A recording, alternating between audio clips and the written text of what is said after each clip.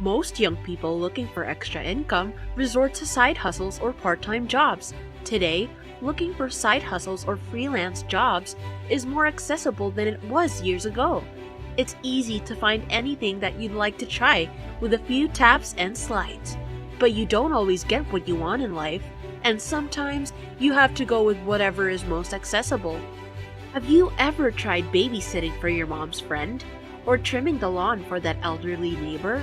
Did you spend a short time working for the neighborhood cafe during the summer?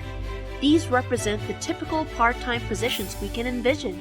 While these jobs are small, they can often build up into something worthwhile. Whether experience or money, there's always something to gain from small-time gigs. Same was true for Cody Berman. The 27-year-old has had over 20 side hustles in his time, and that alone made him almost $700,000 in 2022. From starting his online businesses, doing yard work for neighbors, working at a Christmas tree farm, tutoring, getting gigs from editing videos and podcasts, to freelance writing, Cody has done them all. We can learn a thing or two from these side hustling savants. The most fruitful hustle you can find is the field where you are of high value to that field. Have you ever had one of those kids in class that are so good at writing essays they can write one for each person in their friend group in one sitting? Or that one kid who knows they can draw well, so they offer you to pay them to do that painting for the class you never want to do? Well, we can also learn a thing or two from them.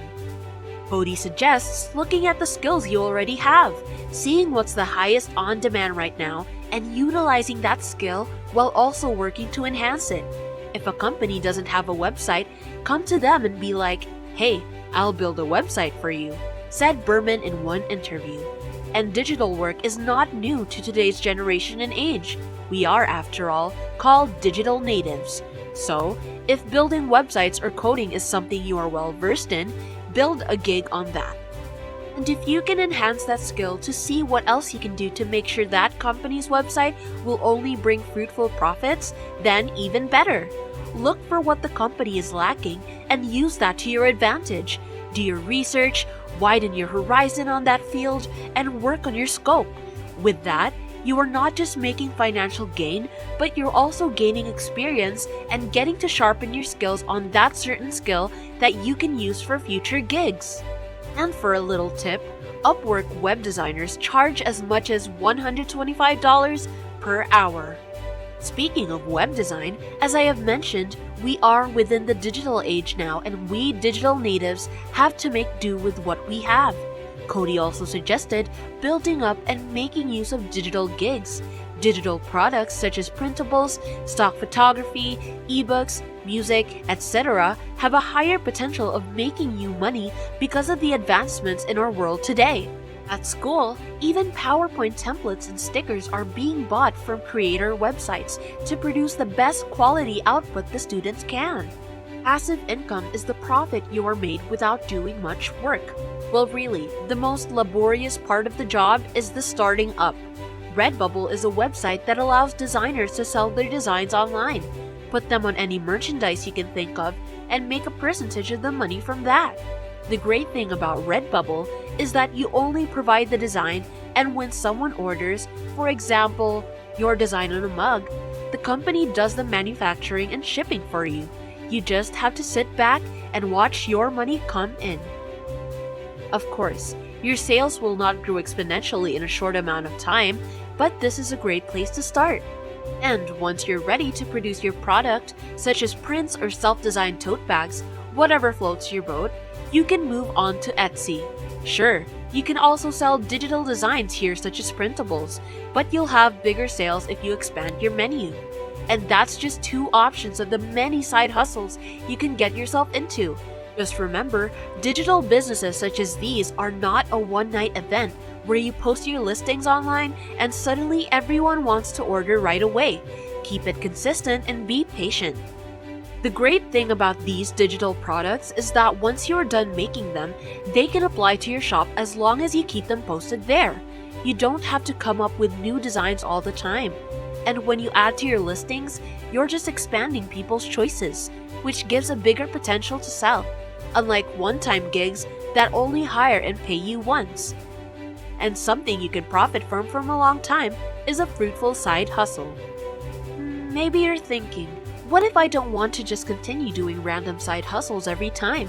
What if I want to start my own business? Well, we all start somewhere, don't we? Accumulate those earnings first and slowly build up funding for your project.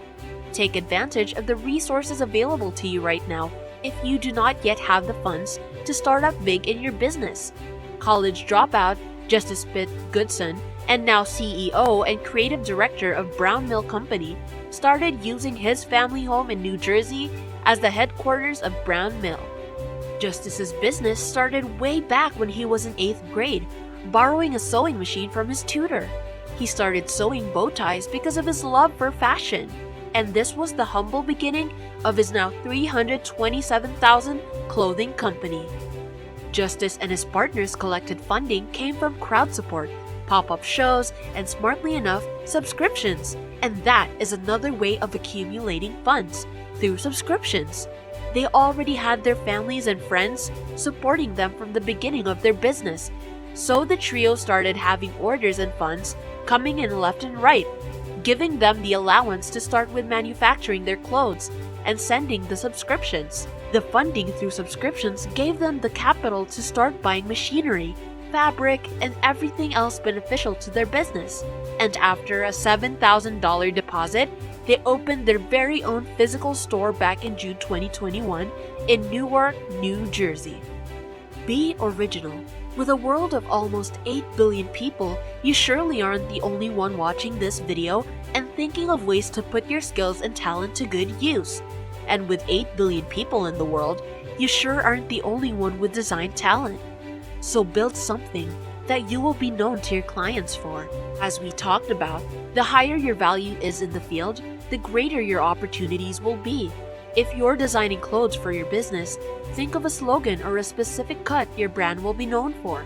Justis and his partners made Brown Mills a business that takes donated and pre-loved items and upcycles them into clothes that fit their style. No, you don't have to just stick to what you know best. Remember, expansion of talent is one of our keys here, but so is consistency. So, remember these key points in finding the best side hustle for you, kid. Assess your skills and look for where it is most valued. Make use of digital products and your access to the internet.